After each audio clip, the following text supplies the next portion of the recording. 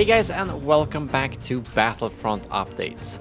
In this video I wanted to talk a little bit about the future of Star Wars games, what we know, what we don't know, what we might expect the coming years from EA Star Wars, as well as a couple of new details on what Project Maverick could be, which is the next Star Wars game being released except for LEGO Star Wars The Skywalker Saga. So first of all, let's start off with what we know basically. The next game coming out is for certain as LEGO Star Wars The Skywalker Saga, which is releasing later this year and is bound to be one of the largest LEGO games so far, spanning all 9 movies where you can jump in wherever you want. You don't need to start playing from start, and there's up to 500 characters available in this game. So it's been long awaited for LEGO and Star Wars fans. And that will be coming out again this year. That's really the only Star Wars game that we have official information on. They have said that the next Star Wars game will be coming out fiscal year 2022, which means April 2021 to March 2022, so basically 2021. But that's really all we know about that game. However, a while back it was leaked through basically a PSN posting that it's called Project Maverick. And the teaser image that was released with it showed a Star Destroyer as well as a small squadron of X-Wings on what looks like it could be potentially Mustafar. But that's really all we know about the game so far officially. I guess technically this image isn't even official, but was leaked. However, Bespin Bulletin, who is known to be sitting on a lot of insider info both for games as well as the fact that he had plenty of Rise of Skywalker details before the movie was even out, reports that the game is actually a combat flight simulator. So it seems like it would be a dedicated flying game, which I guess will, well, some people will be really happy for that, some people will not be very happy. I'm probably one of those because I'm not a huge fan of flying. Flying is for droids. I really want something that will build upon the Battlefront play type, but obviously the space battles in Battlefront 2 was really popular, made by Criterion Games, but it wasn't fully fleshed out, it didn't have any post-launch content, so there's definitely a proper flight simulator flight experience missing from the Star Wars games currently.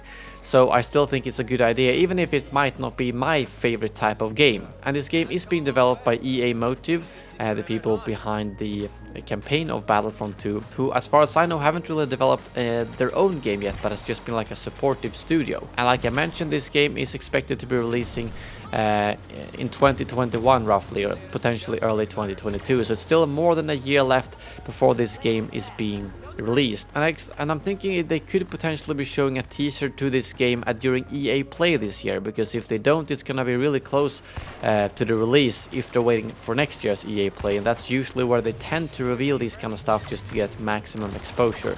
So it might just be like an early teaser of some sort, but I would really hope that we get something during EA Play. So what's next after this flight simulator, Project Maverick? Well, there has been a lot of rumors, a lot of speculation about a Fallen Order sequel. Jason Schreier of Kotaku has said that they have been working on a Fallen Order sequel. Job listings have been hinting towards more Fallen Order stuff. And Bespin Bulletin is also reporting that we'll be seeing a Fallen Order sequel in 2022. Following up the success of the first game. And then a year after that, in 2023, the deal between EA and Lucasfilm actually comes to an end.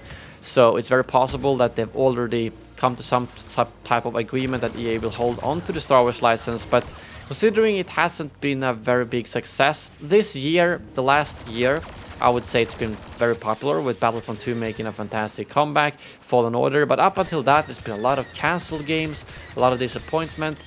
So I'm not sure how Disney sees this, if they are willing to extend the license or not. I think ideally they would let EA continue making Star Wars games after 2023, because that means they can start working on more projects now, like a Battlefront 3 potentially, and they wouldn't have to rush out Fallen Order or Project Maverick, and they can also continue post-launch support of those games.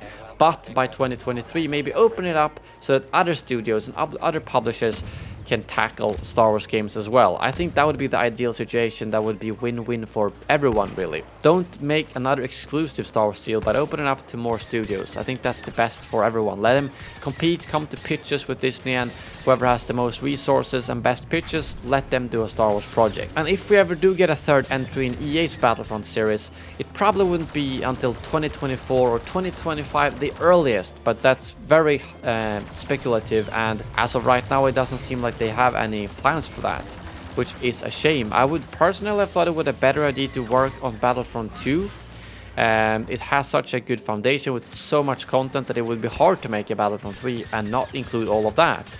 Use Battlefront 2 as like a platform and build something on top of that, whether it's Galactic Conquest or anything like that, that could basically use what we already have, because I don't think a Battlefront 3 is very realistic, to be honest, because if they don't include everything from Battlefront 2, people are gonna be disappointed, and if they do, that's a lot of content just as in a base game, and they still have to make it fresh enough to warrant a new $60 price tag, unless they want to do some type of rework of Battlefront 2 and re-release it with more content and a new monetization model. That could also work. But as of right now, I'm not very hopeful for the future of the Battlefront franchise, and Star Wars games overall. I mean, Jedi Fallen Order, considering the success of the first one, I don't see why the second one wouldn't be equally as good unless it's rushed out.